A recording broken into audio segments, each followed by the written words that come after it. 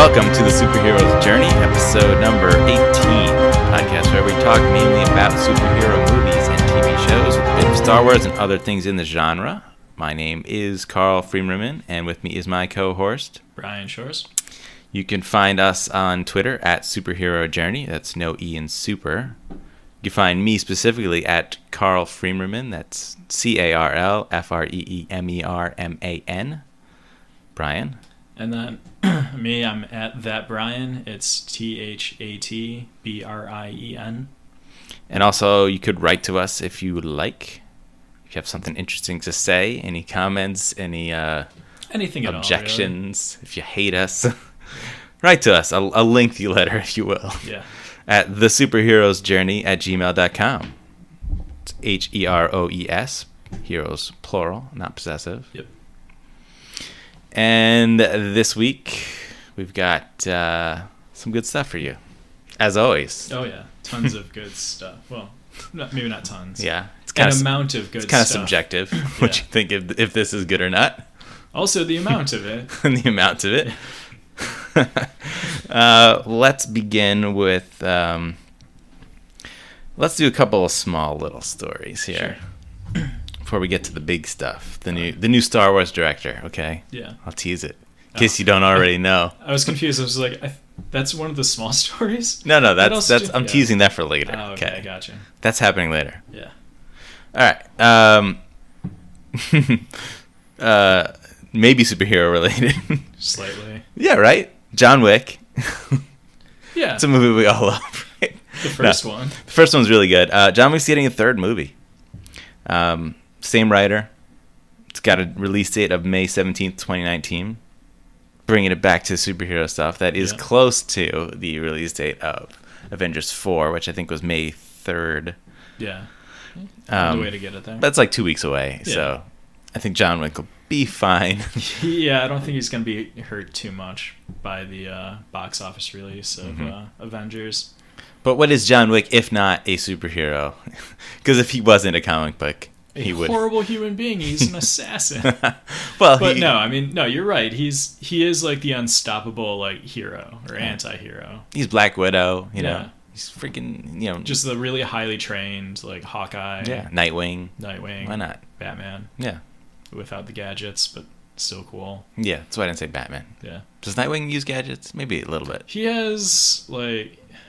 Does he have Nightwingerangs? Yeah. Yeah, he does actually. He just calls them batarangs, but yeah. So yeah, there's that. Not too much to say there. No. We also got New Mutants movie has wrapped filming. Yep, after what was it, like a 60-day shoot, which I'll be honest, I had no idea that was going on. I think I remember it starting filming, but that was really quick. Yeah. Dude, I don't even know if we talked about them starting filming. I know we talked about their casting a whole bunch, but... Yeah, we talked about all the major casting characters, so yeah. Everything was set to go. Unlike Shazam, which apparently is going to start filming early next year, but there's not a single lick of casting. No. So... Yeah. Well, I mean... Somebody's got their head in the game, somebody doesn't. So. Exactly. And I'm excited for this New Mutants. I hope it's good. I'm interested to see different characters in the X-Men universe. And yeah, I like the characters. I'm still a little, I'll say, dubious about like the route they're going with it. Right, that horror tone, which might work. But everything that I've heard about it, where it's basically like the New Mutants are like in a lab and they're discovering their powers. It doesn't sound very horror themed, so I don't know. We'll see. It's like Fan Four Stick. Yeah, exactly. Well, that was a little terrifying. It was so terrifying. Yeah. I mean, they tried to make it sort of body horror type thing. Yeah. Yeah, and then it was just terrifying that it existed at all. Yeah. Yep. Very true there. Let's go to Justice League. Rumored to have 2 post-credit scenes. What? 2? That's less than half of the amount of the ones from Guardians of the Galaxy 2. Yes. They're like 5. It is. I'd say it was double from the previous films in the DCEU. Yeah. But you can't double 0. You'd still get 0. Yeah. So, I don't know. I mean, like... I mean, did we have... No, wait. Did something have... Suicide Squad, did that have a post-credit scene? Or is it like at the end of the movie with Batman? Dude, I do not remember. I think it was just the end of the movie with Batman. Yeah, I don't. Yeah. This is not worth remembering, to be honest. No. But on the idea of post-credit scenes, I mean, this is something that I did say before should have been there. You're trying, like, for example, Batman vs Superman, like, you're trying to build this universe, and instead of putting this tease after the credits, you threw it in the middle of the movie. Yeah. And you did that sequence with Wonder Woman opening emails and clicking on, icons and watching little clips. I mean, that was terrible. It did not work within the context of the film, but it would have worked outside of the film as a post-credit scene. Yeah, like if they just changed it around a little where, like Batman was still decrypting stuff and then he sent that to Wonder Woman, and it just said something like, I think I found some friends or something like that, and then you see the Cyborg and the Flash and the Aquaman stuff. That would have been kind of cool. I think people would have been amped by that. Yeah, it would have had a totally different effect. Yeah, and the context, like the scenes, whatever, you could have left them exactly the same, and people would have viewed them in a different light. Yeah, because you interrupted the movie to show us that. Yeah, it just goes to show that Zack Snyder really just kind of struggles with like story structure and pacing. I agree, for sure. Yeah, I don't know. Like I'm interested to see the movie. But I mean, look, both of us are not excited for this or any of the really DC EU movies, but when you have this big universe built up and coming, I mean, tease stuff to come. Like, do whatever you can to make us excited. Yeah, and don't go and say like, oh, we're not gonna do what Marvel's doing. I'm like, first of all, Marvel didn't invent that. No, they may have perfected it, if you want to say that, but I mean, there's no reason that you can't take that strategy, because Marvel has a winning strategy. So don't act like doing what they are doing is bad. Yeah. You don't have to do exactly what they're doing. You don't even have to like Marvel, but you should acknowledge the fact that what they're doing is working and successful. They have a good structure, and they have a good machine in place, to put out these movies that people are enjoying. I mean, it's one thing if they're just kind of putting them, like manufacturing these movies and putting them out, like, and if they're just turning out like mediocre or bland or not good, but they're not. They're turning out good movies. The worst Marvel movie is still a whole lot of fun. Thor: The Dark World was still a lot of fun. Yeah.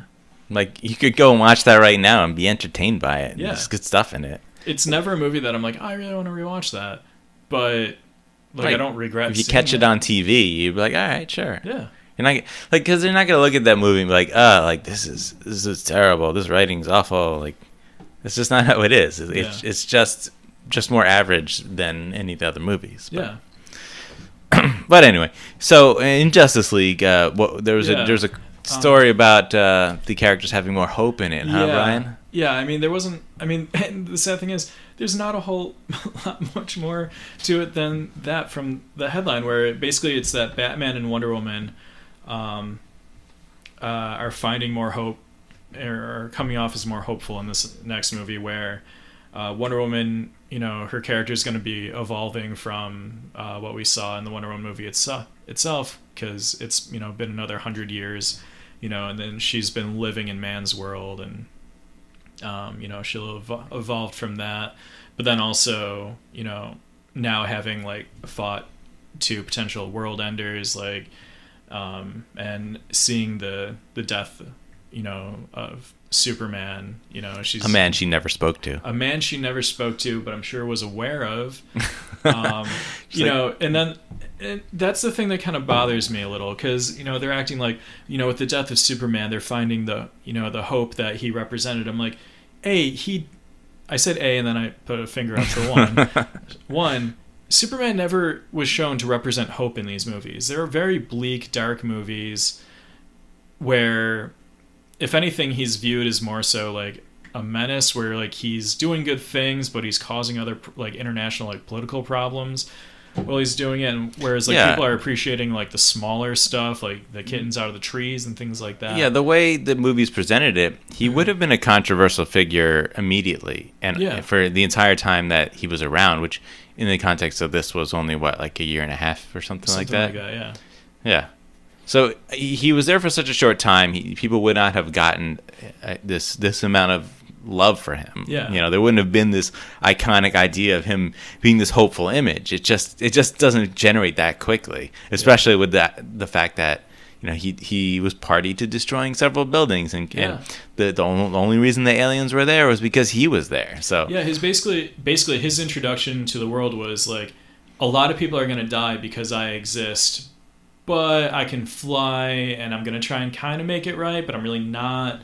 But like, sorry guys, because it's not like he was, you know, going around for like, you know, 5 years or something, saving the world, like rerouting rivers, doing all like the old like comic booky stuff, or like the stuff from the radio plays where, you know, he's doing like these huge like, you know, like earth-changing things, and then, you know, the other Kryptonians show up, and, you know, and stuff goes bad. He doesn't have a rapport with the people of Earth.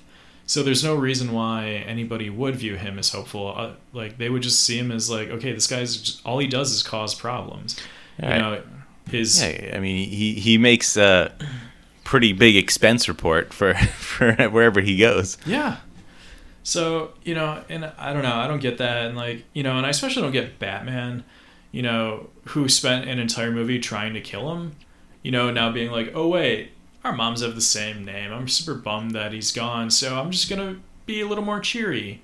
Like I'm so much more hopeful now. Yeah. Like, that now that there's not this, you know, super powerful alien guy here to destroy all these buildings. Yeah, things are better now.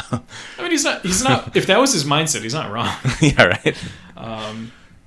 He's like, but, you know, I probably could have used that guy's help, you know, next time some alien threat comes, you know, but, well.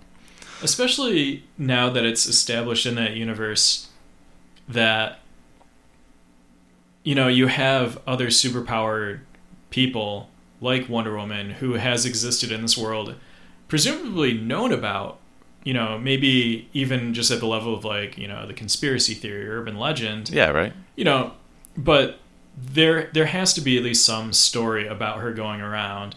You know, Aquaman, there's no way that you have an entire like underground or underwater civilization that, you know, people just don't know about.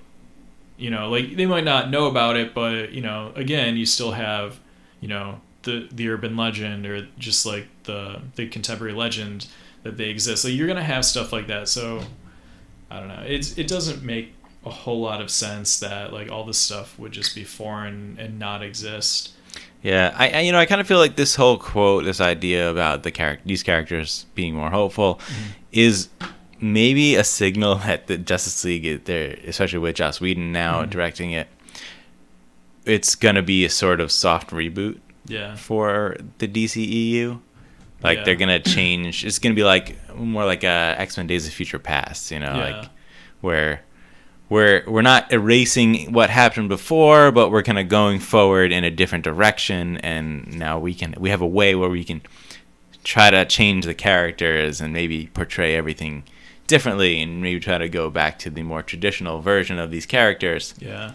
But it's hard to just go along with that when that exists. That's there. That's, you know, those, you can't erase what came before.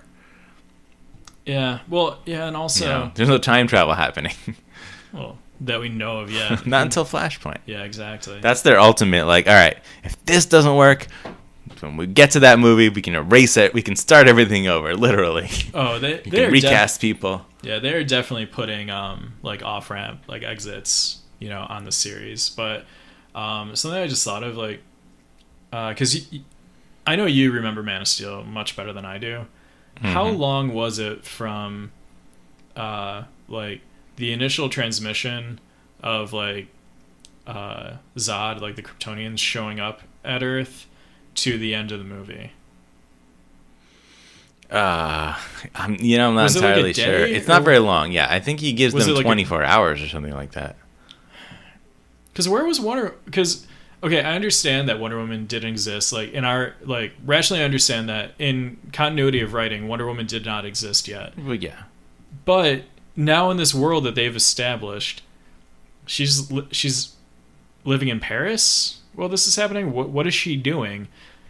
Like, she would have known obviously about this because this message went around to the entire world in every language. Yeah, so if she would have gone to, I can't imagine her not going to one of the two world engines. Yeah, I mean, like I would love to just attack that, but you can't really because they didn't plan to do this yet. Yeah. So it's one of those. It's a nitpick, and I completely acknowledge that that's what it is. But it's also poor writing that they didn't address it. Yeah, because I'm sure you could go back in Marvel and find something maybe that didn't work. But they've been different about, like, everything is more in order, progression, whereas Wonder Woman went back and, like, changed everything. Which, I mean, they kind of did with Captain America and Marvel, but they did a really good job. But at the same time, though, he was frozen in a block of ice, like, so it wasn't existing throughout the entire... Yeah, he was presumed dead. Yeah. Wonder Woman isn't presumed dead. They're just like, oh, everybody who knew about her knows that she's still around. Yeah. She exists somewhere. Yeah. And presumably, like, whoever she works with at, the Louvre, like, she probably knows. Does that person think she's just a normal person? Dude, like, unless she, like, just started doing that job, like, 10 years, like, prior at the earliest, like, somebody's wondering why she's not aging, like, at all. She looks really good for her age. Yeah. So yeah, I don't have very much hope for these movies. Nope. Me neither. Hopefully Batman has enough hope for us all. Yeah, I don't know. He's going to become the shining beacon of hope in this universe. He's going to be the bat signal of hope.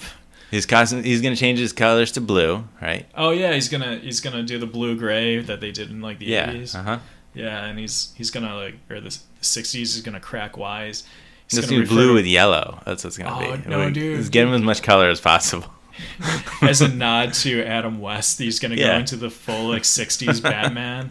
Just refer to Robin as, like, he's going to get a new Robin who's, going to be, like, in his 20s, and he's just going to refer to him as old chum and still treat him like a kid. And Harriet's going to move back into Wayne Manor. Wonder Woman's going to be like, why are you wearing that brightly colored costume now? He's like, this is hopeful Batman. Yeah. Didn't you get the memo? I sent it to you in email form. She just stares at him, and he just hands her like a hard candy. He's just like, here you go. There was a video of it and everything. I was trying on the costume. Yeah. He's just trying on different outfits to Walking on Sunshine. It's fantastic. Oh, which reminds me of the scene in Lego Batman.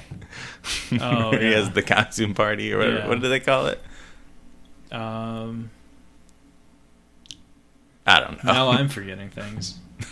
Yeah, I don't know. Who knows what he called it? But literally, he's trying on all different costumes. Like, it's his, Alfred was like, oh, that's your favorite thing to do. Yeah.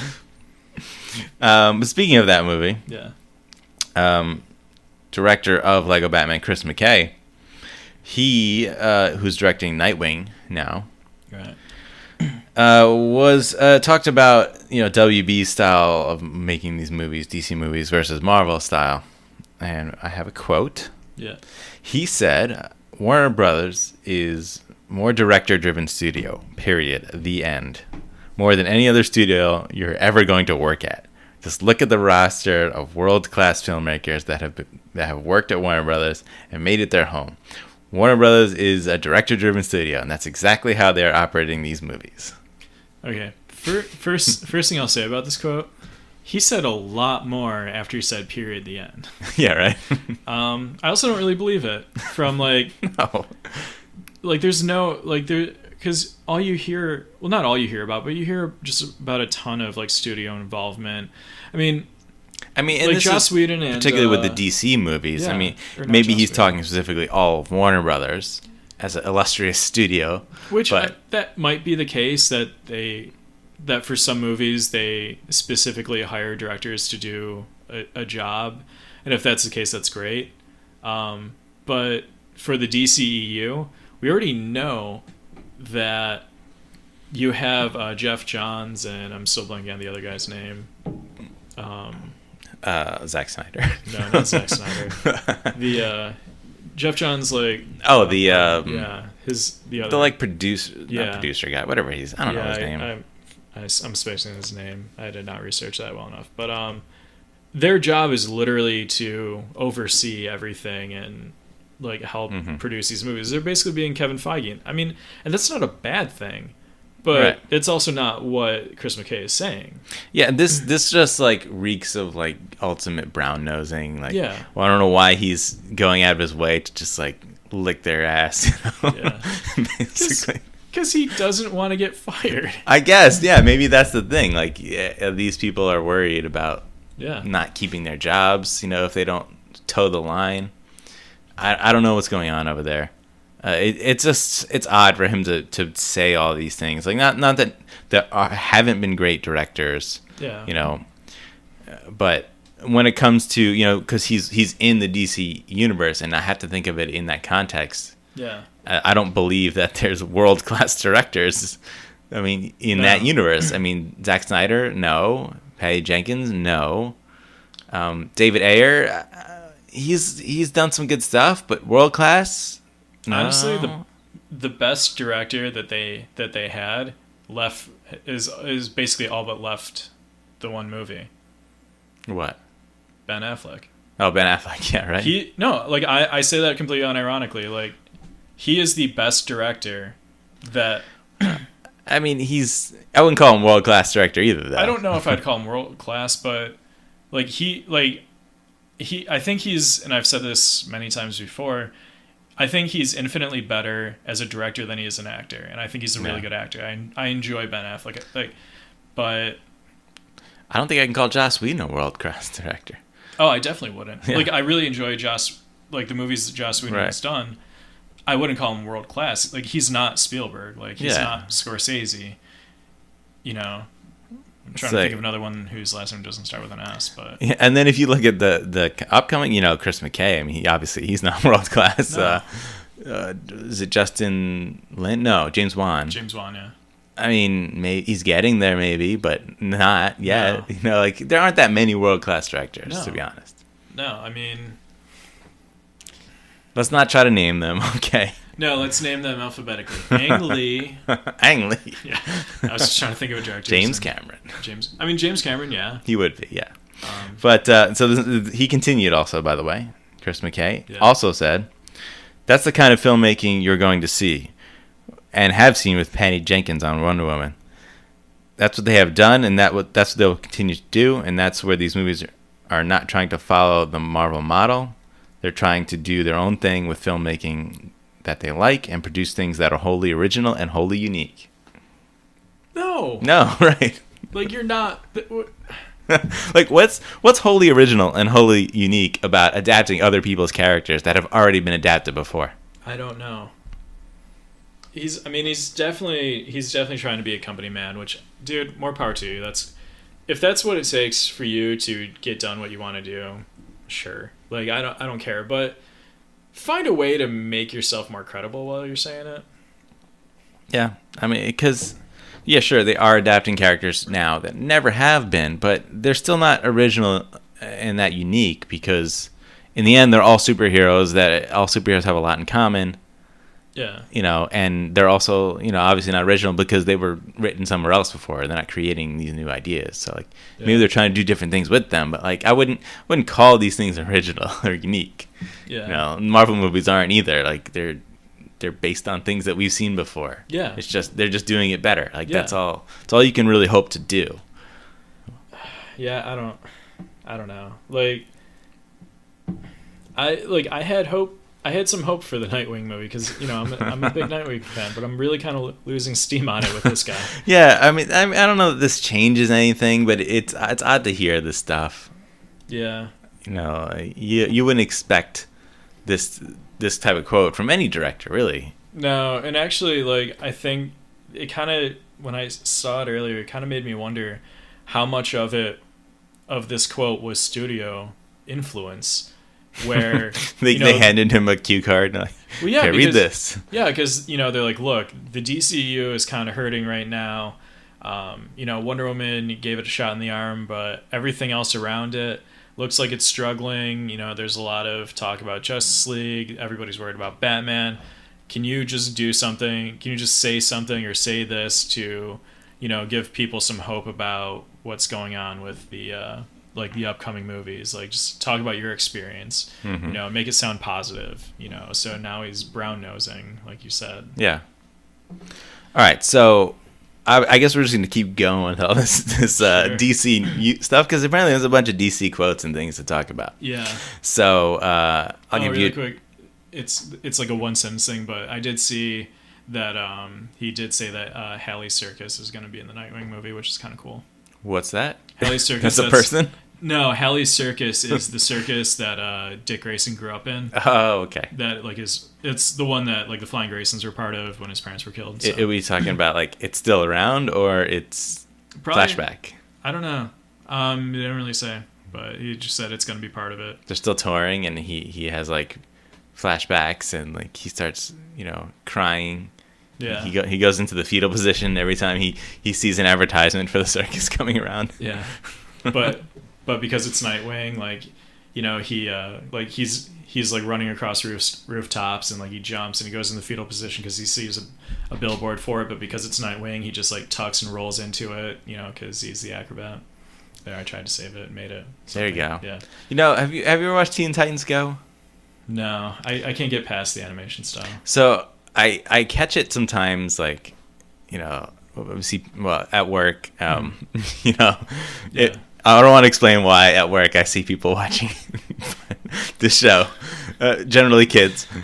I could make this sound so much worse. It could sound terrible. Like, I'm just driving around my van. Yeah, right? I just see kids watching these cartoons. I just check it out. But apparently kids really love this show.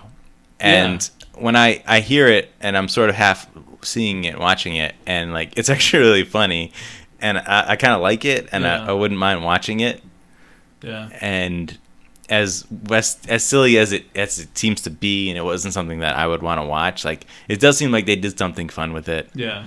And you know, we're getting other things. Like I kind of made fun of it at first when it was first announced, but like at this point, like I kind of understand where they were going with that, and it's definitely probably an introduction for a lot of kids into that universe. Yeah.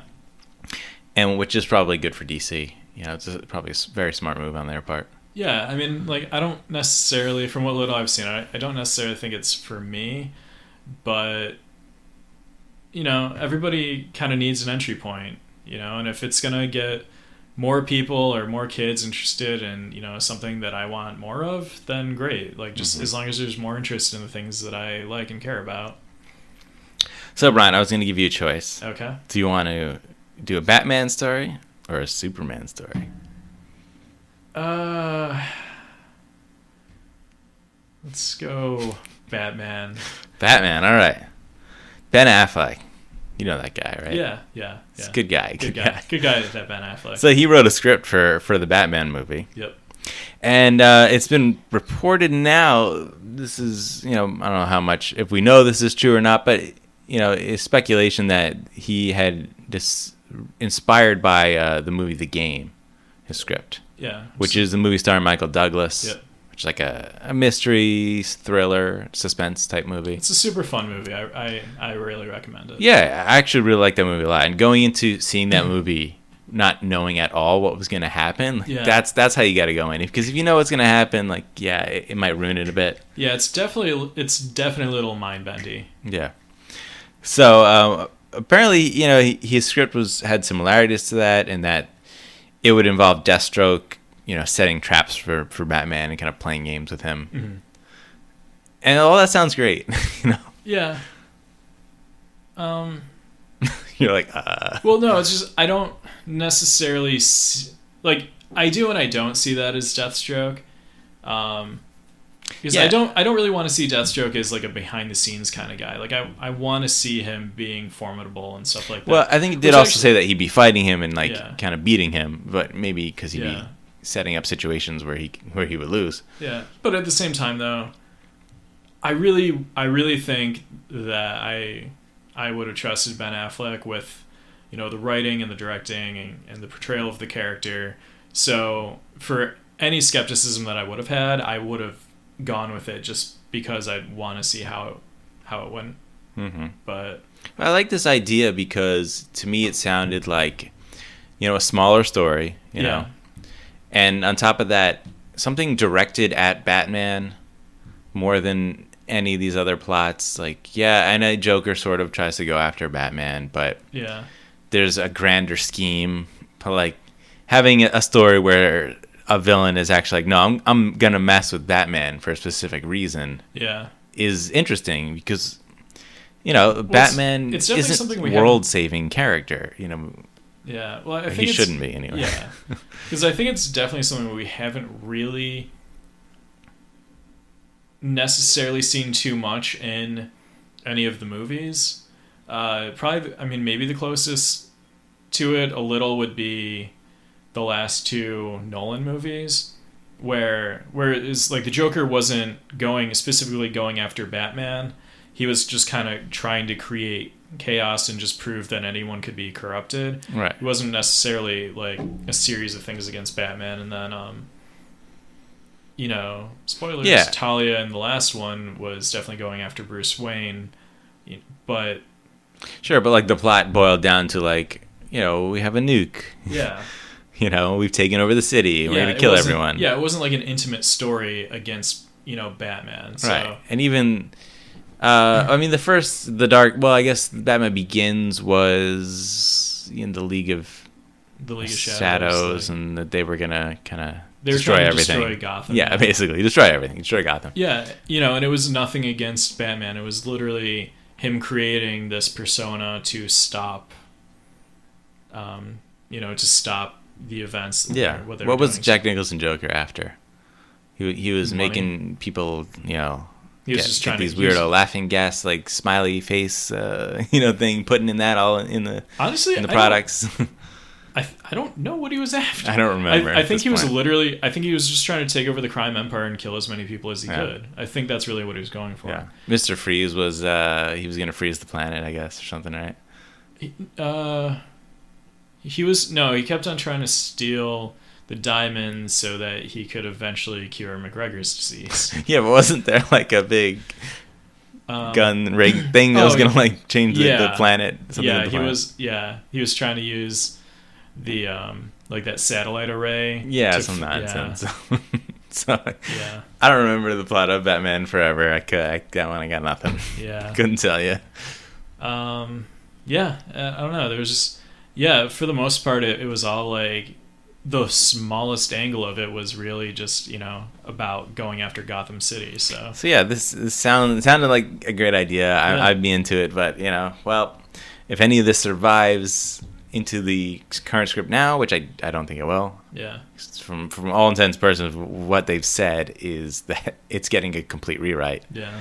But who knows?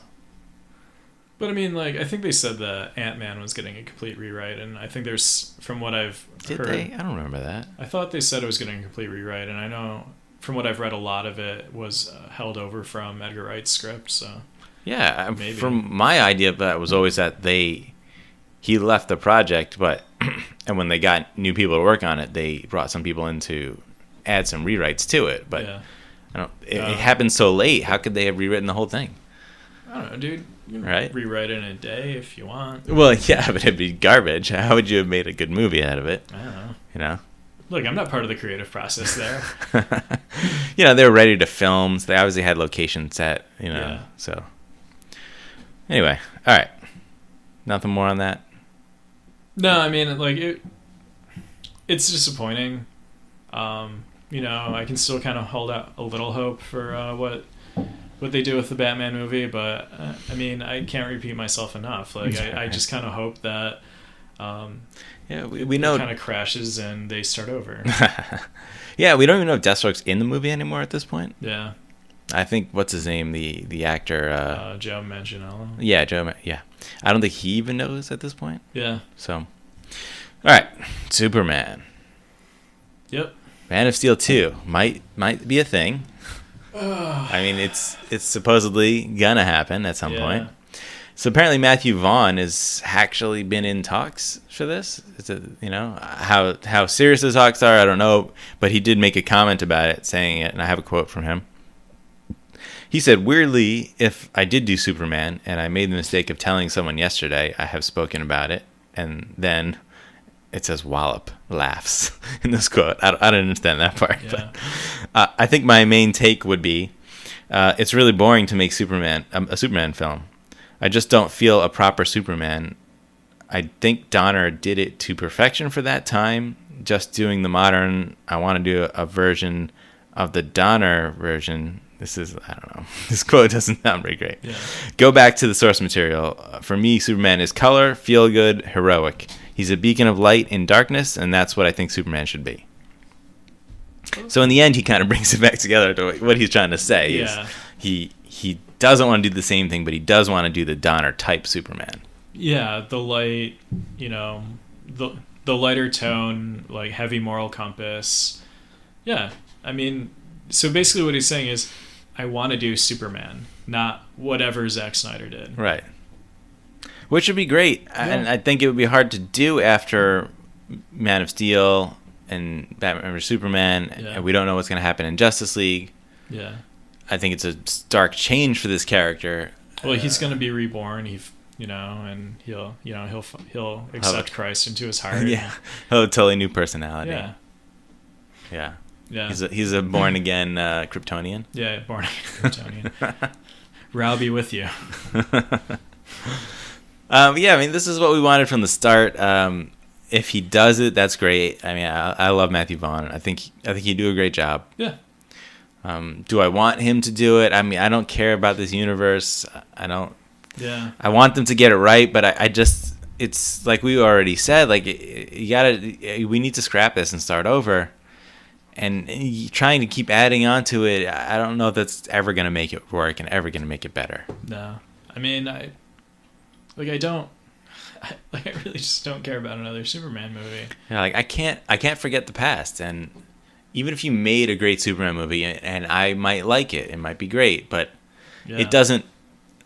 And the movies can stand alone on their own, but in this case they can't, because it's part of a greater universe. That's a defined fact about these movies. Yeah. And so I can't go and say like, oh, I'm excited about this universe at all going into this movie, and even coming out if it's great. I mean, I'm like, yeah, but what about the stuff that happened before? Like, I don't have a great love for this at this point. And yeah. It's like there's always that black mark on this universe, no matter how much you can fix it later on. Yeah, I don't know. I'm holding out for Flashpoint. I don't think the movie's going to be good, but I think what comes after it potentially could be. Yeah, I mean, if you in context were able to do that and rewrite the universe, that's cool, I mean, X-Men sort of succeeded in that. Like, well, I guess I could say they did succeed. Yeah. Initially, at this point with Apocalypse, people have really soured on that. But I mean, look, First Class was a great step in the right direction. Again, Mathew Vaughn, right? Right, Mathew Vaughn. Yeah. So,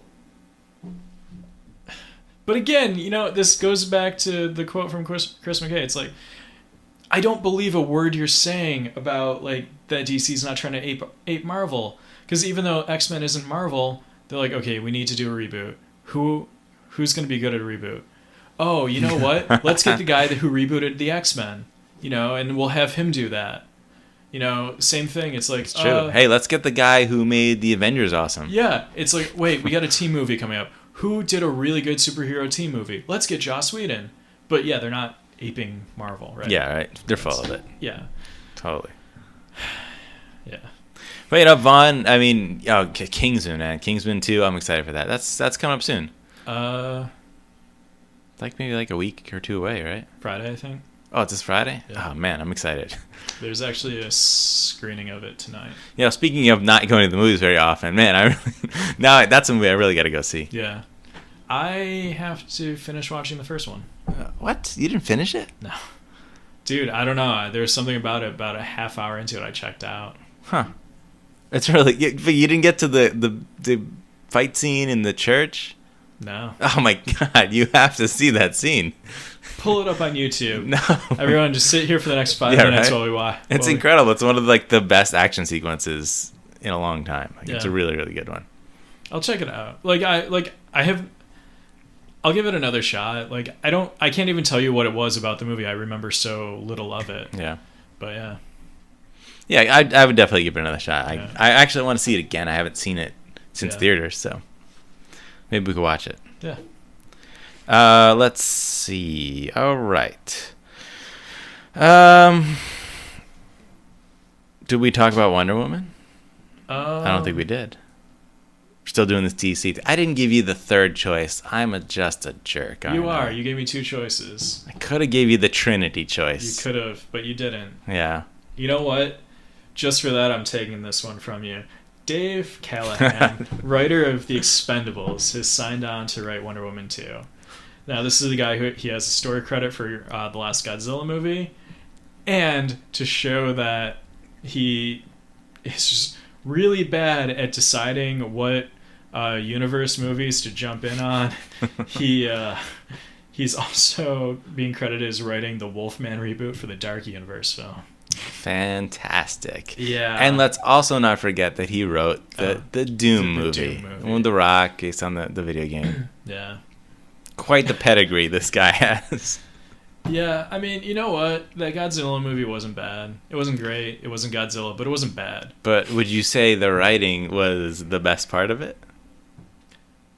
I wouldn't say anything was the best part of it. I Other mean- than Bryan Cranston, I wouldn't say anything was the Right. best part of it. The character who gets, unceremoniously killed off?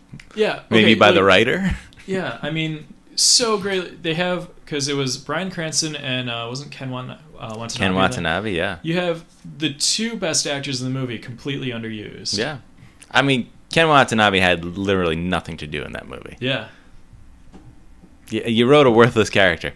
Great job, Dave Callahan. Yeah. If you wrote him yourself. I don't know. Yeah. I'm not sure. And then you wrote a really bland soldier guy. Yeah. I hate that guy. I hate that character so much, and how he's just pigeonholed into every sequence of that movie. Yeah, it was he's just like, I'm gonna tag along for this. I'm gonna do that. Yeah, it was definitely a little forced. I was like, Yeah. I don't know. I'm the bomb guy. Oh, now I'm the paratrooper guy.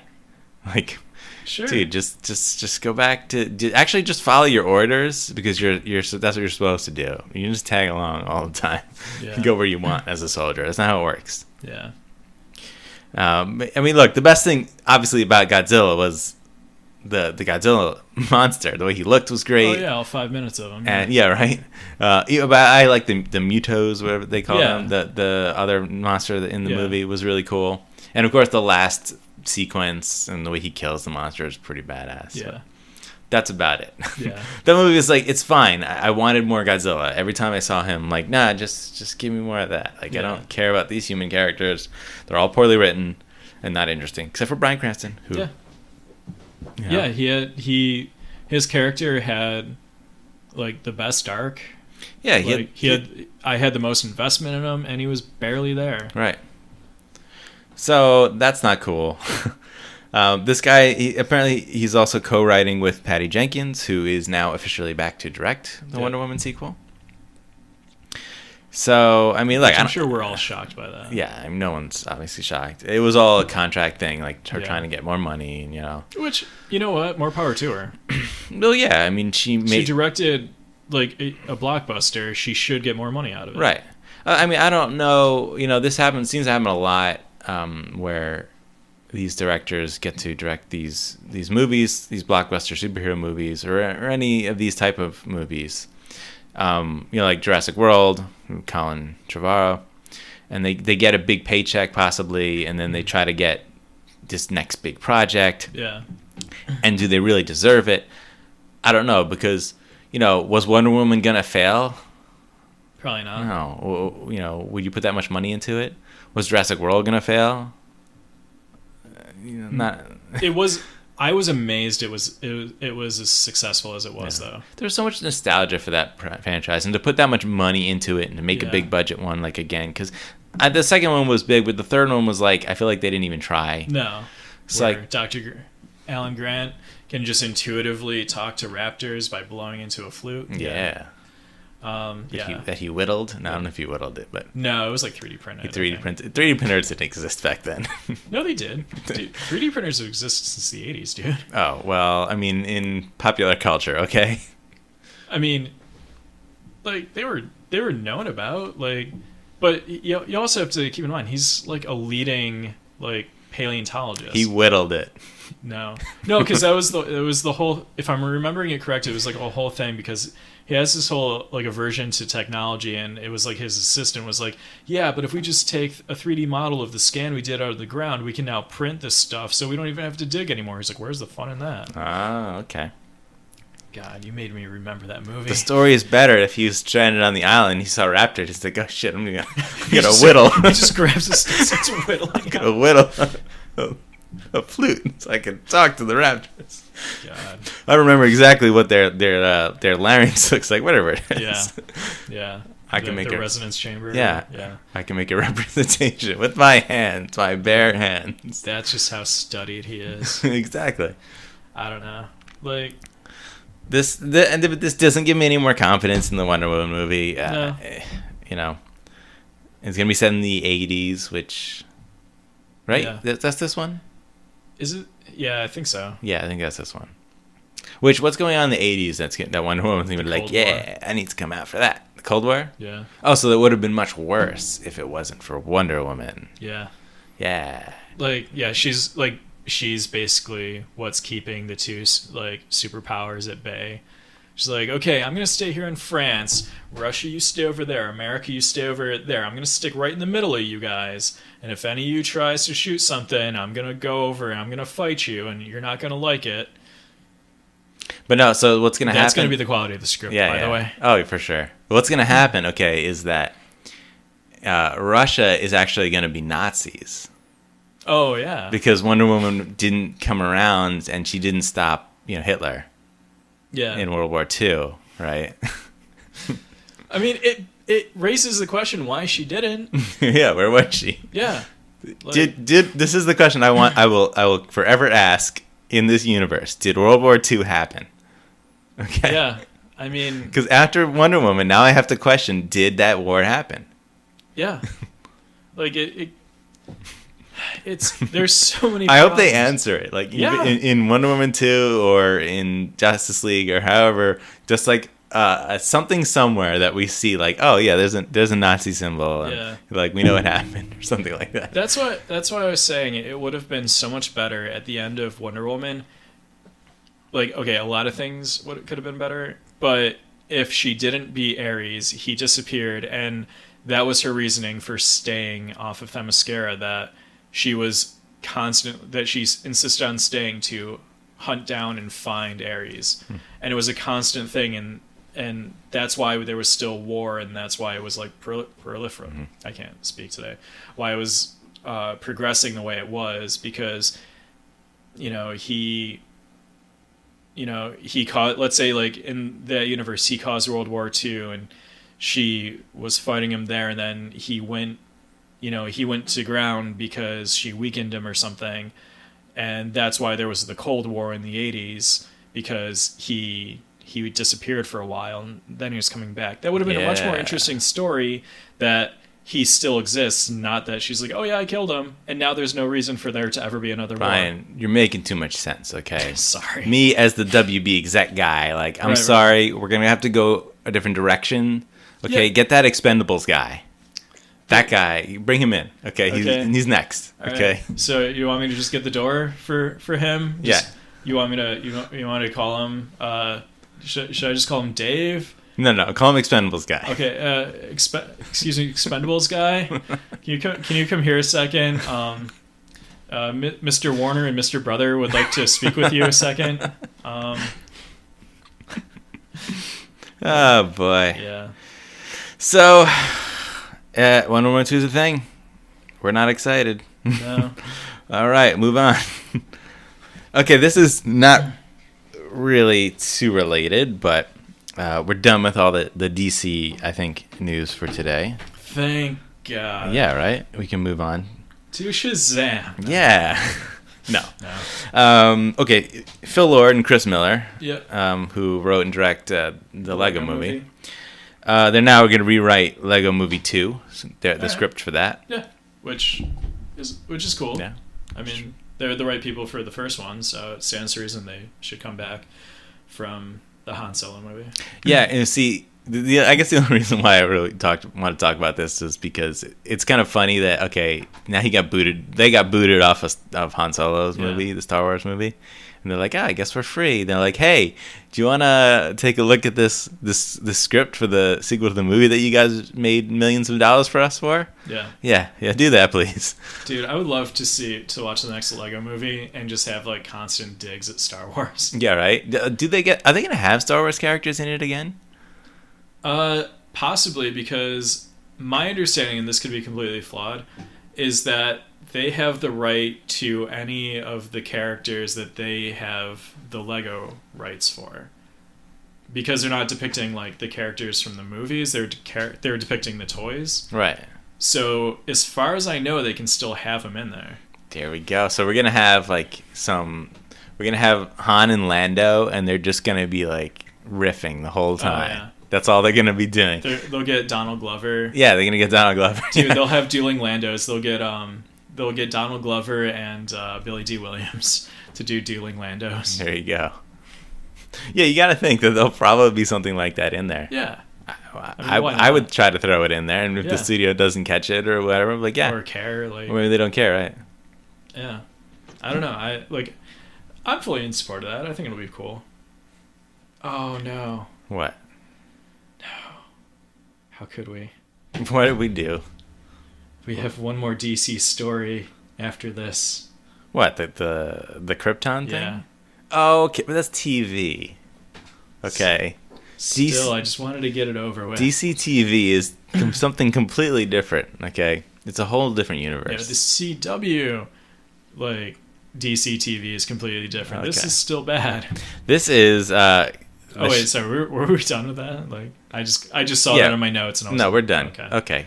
Yeah. Krypton, right? Yeah, let's just get this over with. It's a show. Yep. It's on Sci-Fi, I think it's going to be. Yeah.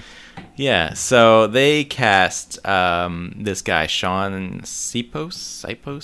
I don't know, something Greek sounding. Yeah, somebody from Vampire Diaries. Yeah. That show that, I don't know why we would watch. But some people have. Yeah. He's going to play a character named Adam Strange. Yep.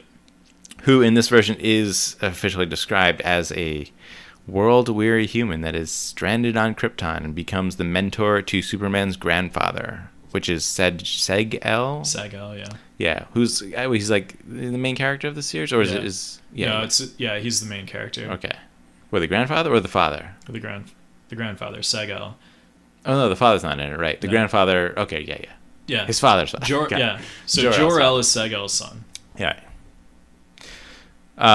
So yeah. Yeah.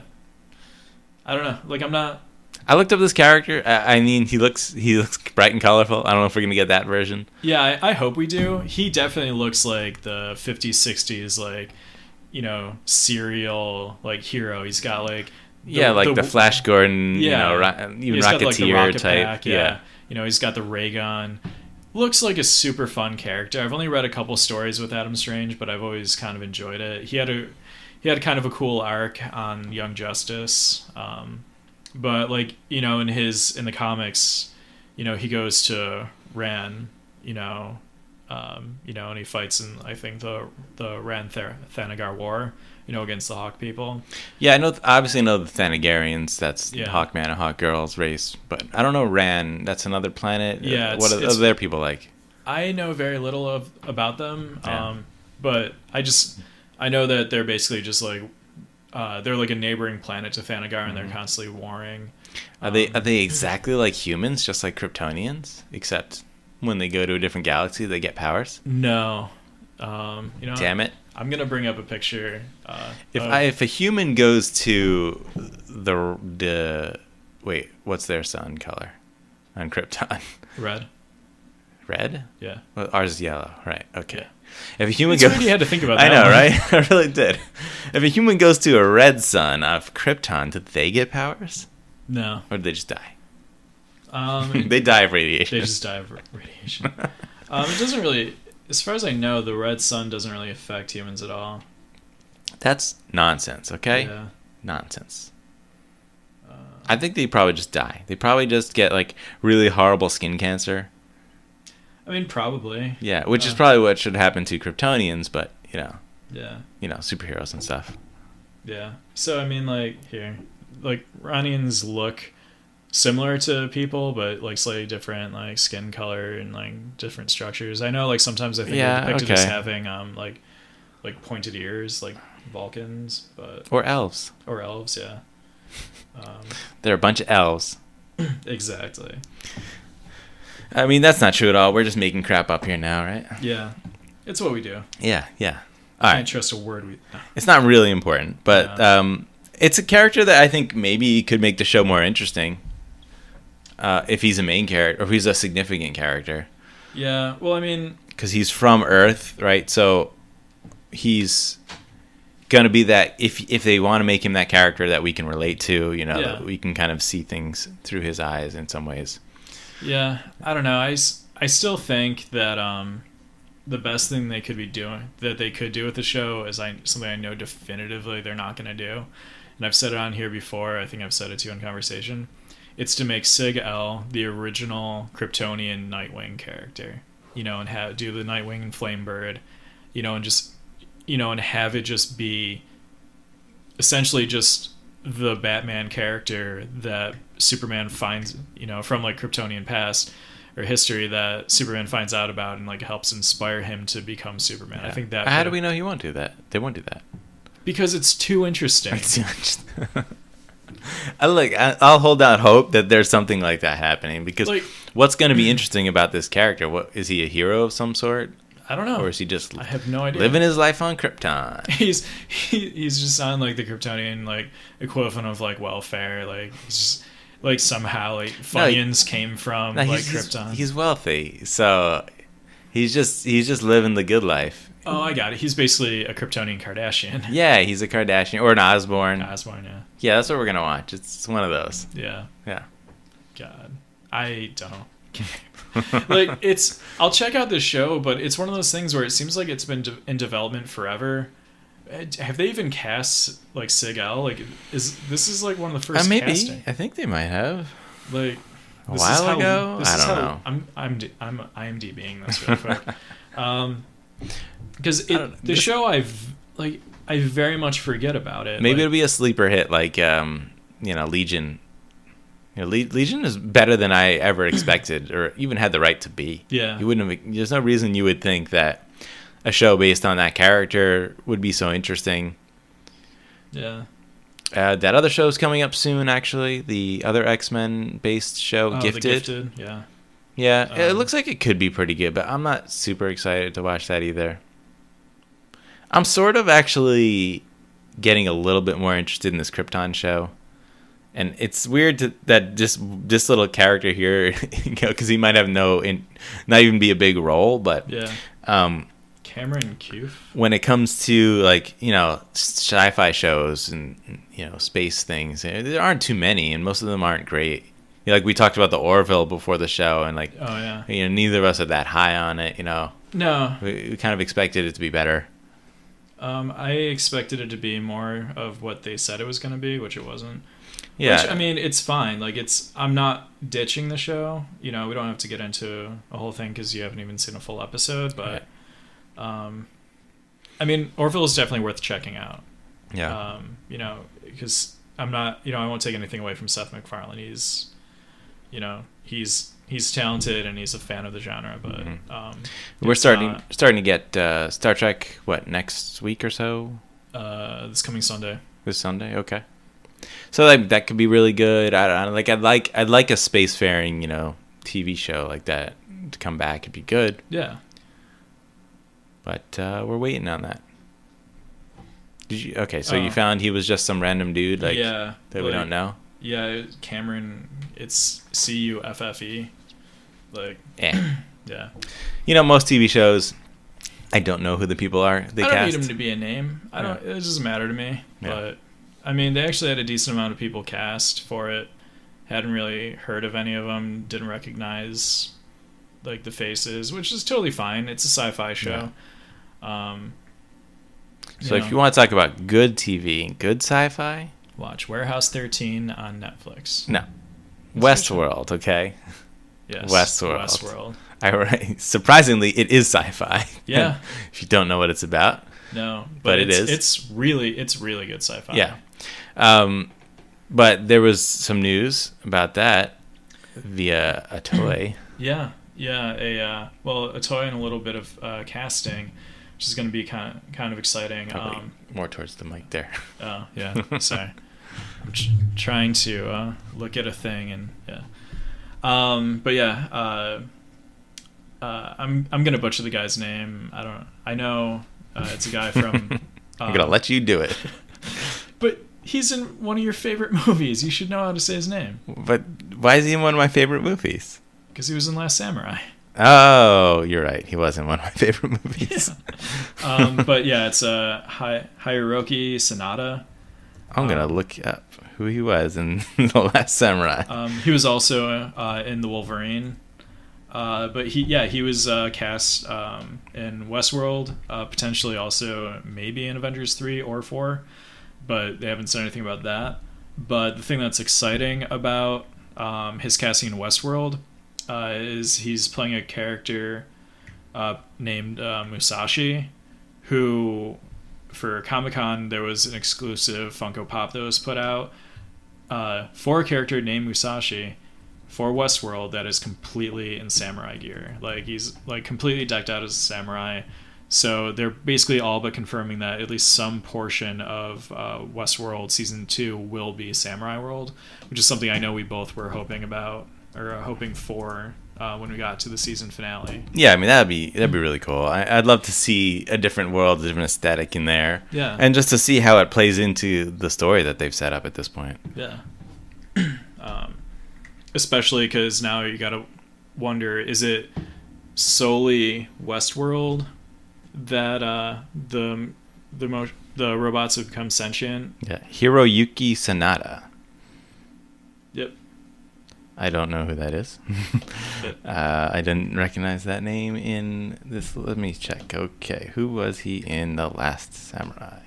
He played Tom Cruise. He played Samurai number 3. Yeah. No. Yeah. I think you're just being racist, Brian.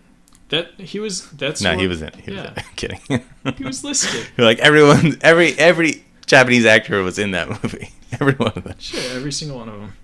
He was. I don't know who this character was. It's your favorite movie. It doesn't ring a bell.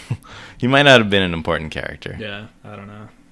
He was Ujio. I don't know. From the card game? No, UJI, not Yu-Gi-Oh. Oh. It just says a loyal servant to Katsumoto. So he's just. I never saw the movie. So one of his boys. Oh, okay. One of Ken Watanabe's boys. Gotcha. He was training. The trainer guy, I guess. Yeah. Okay. He was the trainer. Who doesn't like the main guy, Tom Cruise's character at first. Okay. Yeah. All right. Was that it? Is all you had to say there, Brian? Yeah. I'm. Just that. No. I'm You're so dismissive of something we're both excited for. I'm kidding. It should be great. You're a jerk. You're a jerk sometimes. No. Yeah. I don't know. I'm. I know we're still like a ways away from. Samurai from Westworld. Yeah, possibly like a year still or more. Yeah, but it's like we were saying before we started recording. I'm totally cool with having to wait as long as what is turned out is really good, and it's going to be a lot to match or to continue what they did with the first season of Westworld. They didn't have a bad episode. Everything was it. It flowed really well. Like I've recommended this show to so many people. Yeah, take your time writing it. I feel like Game of Thrones sort of is learning that lesson. Like, not that the last season wasn't good. I still enjoy it, but I think they really need to sit down and take their time. And this next season might be more than a year away. Yeah, and that's fine if that's what you have to do to make it great. I mean, it's going to be the last season of that show. That's what we got with Rick and Morty. Right, exactly. I mean, Rick and Morty has been living up to the expectations, and if they didn't take their time, it might have been crap. Yeah, and it's something where at times I would get a little impatient because they'd be like, oh, the new season of Rick and Morty coming in October. It got pushed back to December. Definitely March, guys. We promised March. And then, April 1st, like a year later, April 1st rolls around and we get that first episode. Yeah, they're like, hey, here it is. Yeah, and they just ran it for 24 hours, on their site or longer, however long it was. And it was great. And then, we're tied over for like 2-3 months until the season started. And it's like, it's... Do you know how many episodes there's going to be this season? IMDb that again. Oh, now you got to look things up all the time. Yeah, well, because I wasn't planning on talking about... I wasn't prepared for this. Neither were you. No, I wasn't. It's not vitally important, but we do love Rick and Morty. Yeah. I can't recommend the show enough. All right, I'll move on to, let's see, we got another small story here that actor Daniel Day Kim from Lost is in talks and to take over the role of Major Ben Daimio in the Hellboy movie. This is the role that episodes of Rick and Morty. Ed Skrein backed out of. That's it? 2 more? 10 episodes. Ah, that's so sad. Yeah.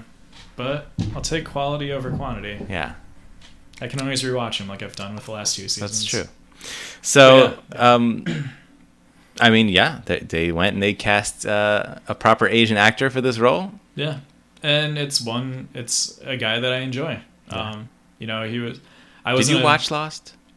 Yeah, I didn't really like Lost, but he's never seen one episode. Don't bother. Yeah.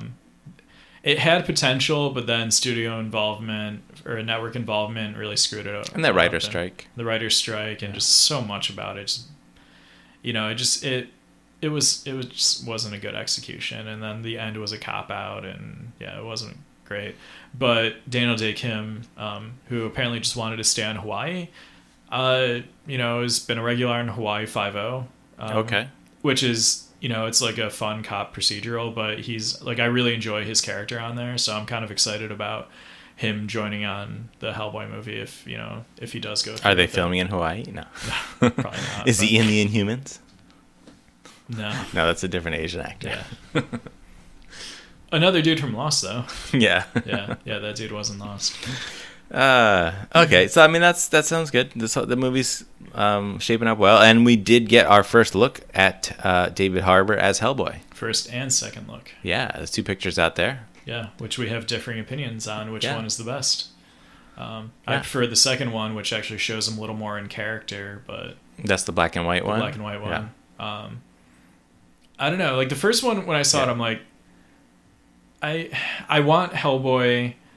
Because it's very fitting in like Mike Mignola's style, and then like pretty much anytime anybody has ever really drawn him, they've never really drawn him truly as like a horror character. Like I know that's the theme of the books and all that, and I understand that, and I mean I keep a copy of Seed of Destruction on my phone. Like I love that original arc and the character of Hellboy, but for him, I don't know, it's just very like angular and very gothic looking, and it's a really great look, and it's very much Hellboy.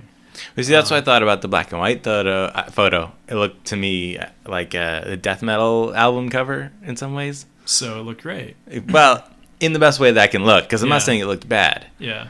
I think it definitely... I'm sure it's gonna be fine. It's just 2 pictures. Yeah. I think they look good. I like the one with the color, because you get to see the tone of red that they're using. Yeah. Which is not as bright as it was in the previous one. Mm-hmm. Which is fine, because again, you can't do the same thing. You got to change it up. Yeah. And the tone of this is going to be more serious. It's going to be R-rated, so yeah, you want it to be a little bit more gritty, Yeah. and real. Yeah, I don't know. I mean, I'm still excited for it. Like, it's going to take a lot for this movie to let me down, I think. Everything, I mean, we say it every week. Everything that we hear about it seems like they're just making good decisions. Yeah, we're really high on this. It's moving along very well. Yeah. So expectations are at a good level. It can only disappoint us at this point. Pretty much. I don't know. I don't see myself being disappointed. Yeah.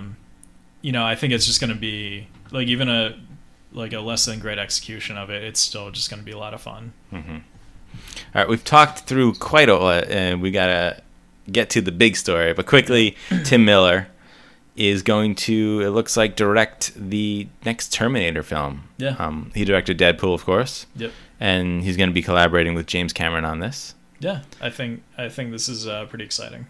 And apparently there is an event. Well, that'll be the day this comes out, the podcast on Tuesday. Mm-hmm. There is some event with Tim Miller and James Cameron talking about Terminator in some respect, and then they're going to play the Terminator 2 in 3D. That's cool. So, yeah, which Terminator 2 still holds up. Oh, for sure, yeah. It's almost a perfect movie. Yeah, definitely. Like, I don't have really any big flaws with it. No. I genuinely love that movie. Yeah, I think Tim Miller is a really great directing choice for this. He clearly gets the action, he gets the character stuff. I think he's going to be able to layer in a whole lot to it. Yeah, and it's great that it finally has Cameron back. Right. Developing it too. So yeah, I sort of wonder if they're going to continue anything that's happened, or is he just going to go like, all right, just after Team 1 and T2 are the only canon, somehow he makes that happen, Yeah, you could easily do that with all the time travel nonsense, I would honestly, I'd be fine if they did a complete reboot, like they just said like, okay, Sarah Connor now exists in 2017 or 2018. Yeah. I feel like that would be kind of a waste. I know like people have tried, and we shouldn't keep trying to keep this going. But then there's also the idea like, well, if James Cameron's coming back, should we waste the great stuff that he created? I would just take it in whatever direction he wants to take it. I trust. Well, yeah, I trust him too. So whichever way they go, yeah, I'll be excited for it because he's part of it. Yeah, I don't know. I still. I think I've said it on here before. I have no original ideas. Everything every original thought I had, like I wasted on the podcast with the Echoes. But I still want one day for them to just be like, oh yeah, Terminator's a prequel to The Matrix. The Matrix. I forgot your whole. Oh, okay, I mean, I guess it makes sense. Yeah. All right. Let's not go into that. No, we don't have to. Okay. Star Wars Episode 9. What now? Yeah, that franchise. Oh yeah, I can't wait to see what Colin Trevorrow does to this, because everything that he did with Safety Not Guaranteed, I think would really just layer into the character work from into Episode 9. Everything that I hear about what Rian Johnson's doing, I'm sure will be trumped by the excellent work that Colin Trevorrow is going to be doing. Oh man! Now go ahead. You were saying about the excellent directing choice, Colin Trevorrow. Sorry, I got some bad news for you. That we're gonna have to wait another week or so for the release of Star Wars Episode 9, helmed by Colin Trevorrow. Colin Trevorrow is no more. What? Yeah, he's been eliminated. No, you know about that. Existence. Yeah, I know. This was news last week. Yeah. But the news now is, of course, that J.J. Abrams is back. Yeah, which is great. I'm very much for it. I mean, I actually saw a meme this morning that made me laugh like really hard. They took like screenshots from Rogue One where they went to. It was when they went at the beginning of the movie when they went to whatever the name of that farming planet was. And to get Jyn Erso's father, they're like, production is stalled. We need you to come back, and it's just J.J. Abrams' face over Jyn Erso's. I'm like, that's actually really great. That is really good. Yeah. Yeah, I mean, look, J.J. Abrams, he's a great director. He's got a lot of great ideas, and I really loved Star Wars Episode 7, The Force Awakens. Yeah. And I know why he left, because I mean the story was that he originally didn't even want to do Star Wars. Not that he didn't want to do, he loved it, but he didn't want to take over like the mantle or whatever. Yeah, I thought also there was talk that he didn't want to be away from family for a while, and I guess now he went and eventually obviously did it. And this is going to be years later, him picking it up again. Like things may have changed, and now he's like, yeah, I can come back in, and I can do fully put my effort into this. Yeah, which I mean, I'm excited for it. I think a lot of the fun and like the love and the respect for the franchise that he brought to Episode 7, I think he's going to bring back to episode 9. And yeah, and we could talk about our opinions a little bit of episode 7 right now, because obviously that predates the start of our podcast. Yeah. But it's a movie that, I actually saw 3 times in the theater, which is rare for me. Like I'll see a movie twice sometimes if I really like it. Yeah. Generally the Marvel movies that I do that because there's like a lot of stuff I want to see in it, and the action's usually very good, and I can watch that again, And I mean, I guess I saw the 3rd time of Star Wars on a whim, but I was happy to do it. Yeah. So the story was that I went to go see The Revenant, and this was at a theater back home, and they had the assigned seating thing, and there were the big fancy couch seats that reclined, so there wasn't as many seats, and I went like early on one morning. It may have been like a Saturday morning, and I was trying to go to an early show, and I was like, it's sold out. I'm like, The Revenant is sold out. Like, why? It doesn't make any sense. I was so mad. And then we were like, let's go to see Star Wars. And like, all right, cool. Let's see Star Wars again. Why not? Yeah. I don't know. I think I only saw it twice in the theater, but I mean, seeing a movie twice in the theater, like seeing a movie once in the theater is huge for me. Yeah. Seeing a movie twice in the theater is like pretty much unheard of. It's like it was, that movie was so much better than it should have been. I mean, it did things that I didn't expect it would do, in that it created several new characters that I instantly was really interested in and really started to love. Yeah. And I want to see where they're going to go.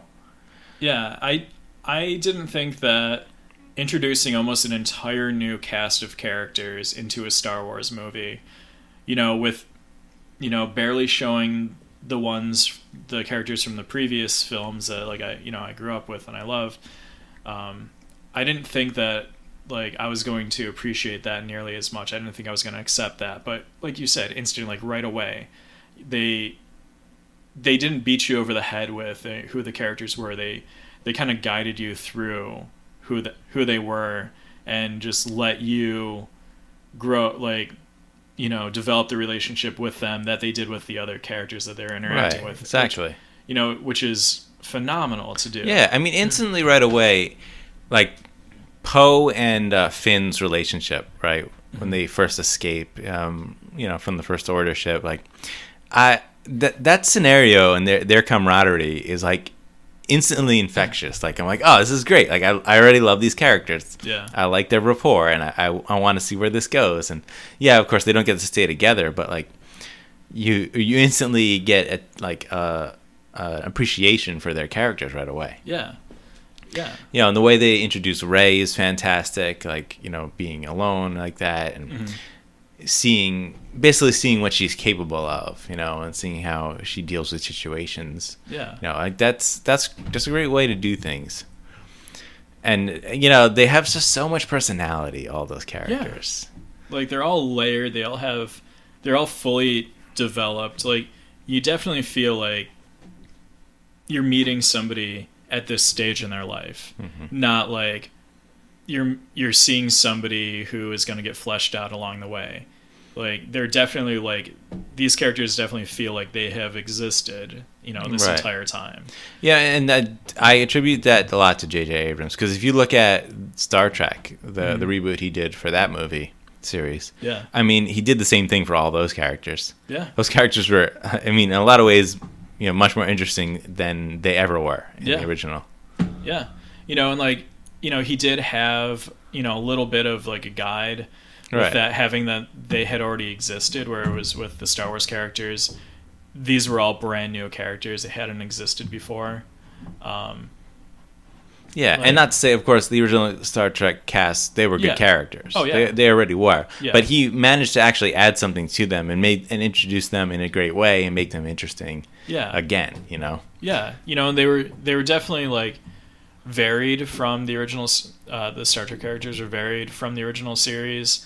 Where they still felt the same, but they were slightly different because the events leading up to this movie that happened differently, because of the whole time travel aspect of it. But they were still the characters. They still paid respect to what was there, but they were but they were new, they were more accessible, but they were still fleshed out and believable. And the visuals, the amount of practical work that they did and the sets and everything that they created. I mean, he's a large part of that. Yeah.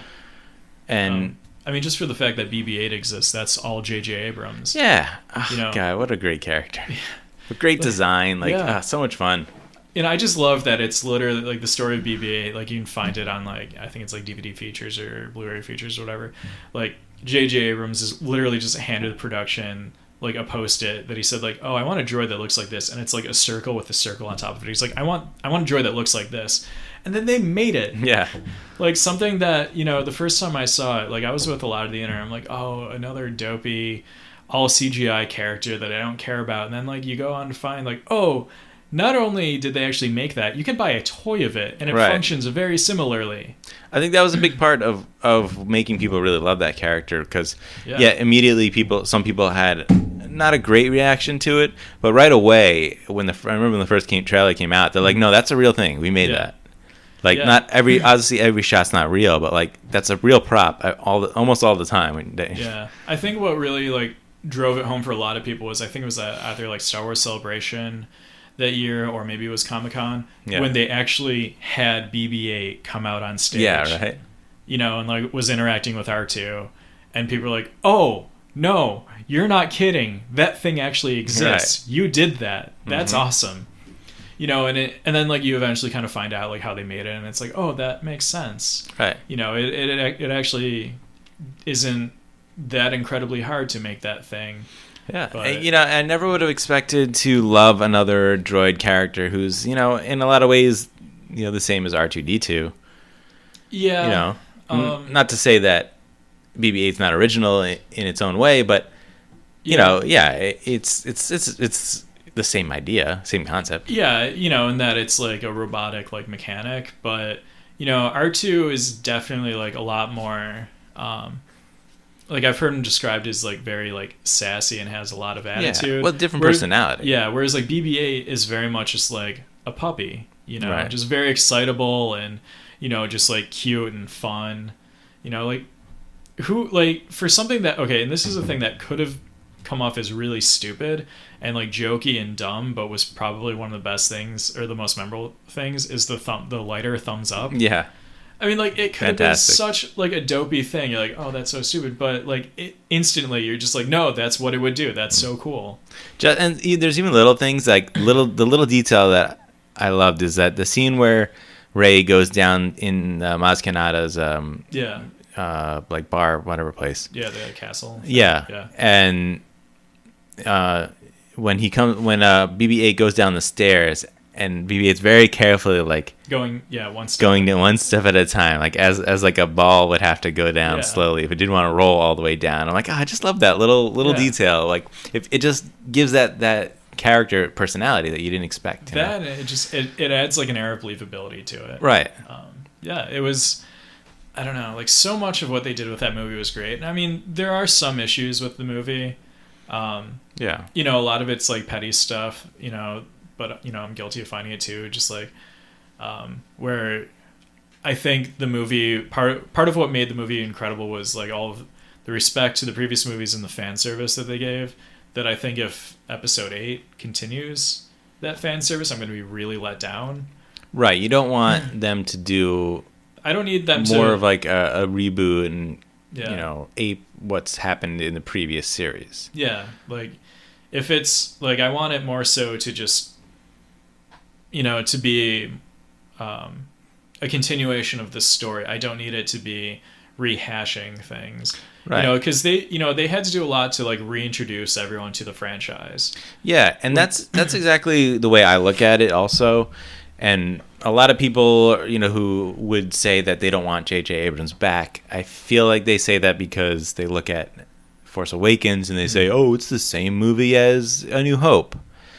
And it's obviously not. Yeah. There's a lot of differences, but there are a lot of similar themes and there are similar plot threads, essentially. They do similar things in the movie. Yeah, but in the sense of the fact that like you have Rey and Finn following the hero's journey.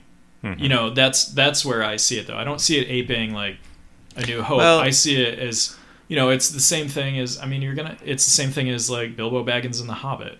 Right. Well, I mean, because people, you look at like, all right, it starts with a droid that gets a message of some sort, so it has some information that everybody's trying to get, then it's on a desert planet, and then they go off planet and they do something else. Yeah, and you meet other people, Yeah, and I get that. And then they join the fight, and then they fight the Death Star thing. And, you have some old guy who knows about their past. And, right.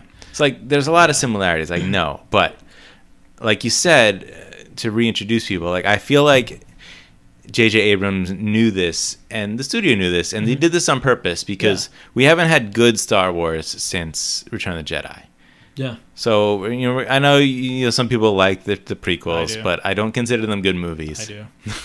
I like the prequels. And I feel like this movie had Jar Jar Binks for president.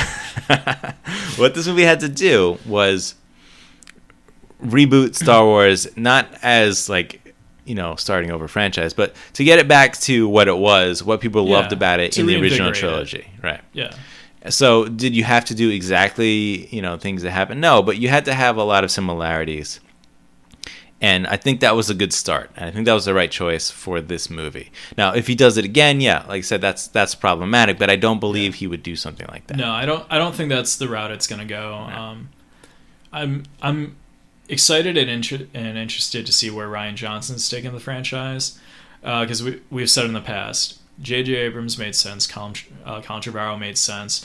Rian Johnson does not, to me at least, make a whole lot of sense to have him helm a Star Wars movie. Yeah. But at the same time, like, I completely trust Kathleen Kennedy to make these decisions, and I don't think anybody is going to. I think as soon as they see a problem, they're going to put a stop to it. Yeah, I think he fits the mold of what Disney has done with Marvel. Yeah, and brought in directors who have had success in smaller areas, who have a lot of promise, and say, hey, let's see what they can do with this. And, we have the crew and people to make everything else look and feel great. Yeah, and we have this fresh opinion or voice to do something maybe a little different. Who's also obviously has a good eye for direction. Yeah. I don't know. I mean, I'm excited for it, because I think no matter what, everything is it's always gonna feel like a Star Wars movie, because of the machine that they have set up around it. Whether it's like stuff being developed in the story group with headed by Pablo Hidalgo, or the well-established visual effects that they have from ILM. And like, everything that's built up around it in Lucasfilm, like, it's no matter what, it's going to feel like a Star Wars property. I mean, like, if you just if you took the droids out and stuff like that, if you just showed someone like a clip of like Rebels or something, instantly you're going to be like, okay, this is a Star Wars thing. I don't know how it fits in, but it's clearly a Star Wars thing. Like, because it just has that feel. Right. Like, Rogue One, I know, like, I mean, I didn't love it as much as, other Star Wars movies. I still liked it a lot. It's clearly a Star Wars thing. Like, you can tell it's definitely in that universe. So no matter what, it's going to feel like Star Wars. I'm just wondering about story at this point.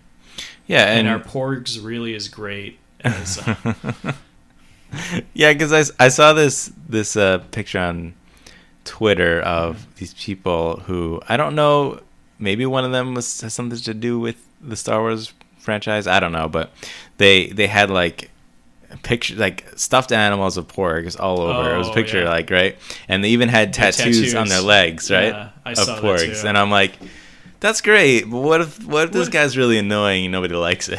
Did you ever see the movie Fanboys? No, I didn't see it. Dude, yeah, okay, you have to watch Fanboys, because trust me, you will love it. But basically, it's 4 friends are trying to break into Skywalker Ranch to watch episode 1, because the downer of it is one of the kids has cancer. He's not going to live to see Phantom Menace. Okay. And they're lifelong Star Wars fans, so they're trying to get in to see it before he dies. But Seth Rogen, it's a comedy, believe it or not, off of that description. But Seth Rogen, it's like 50-50. Yeah.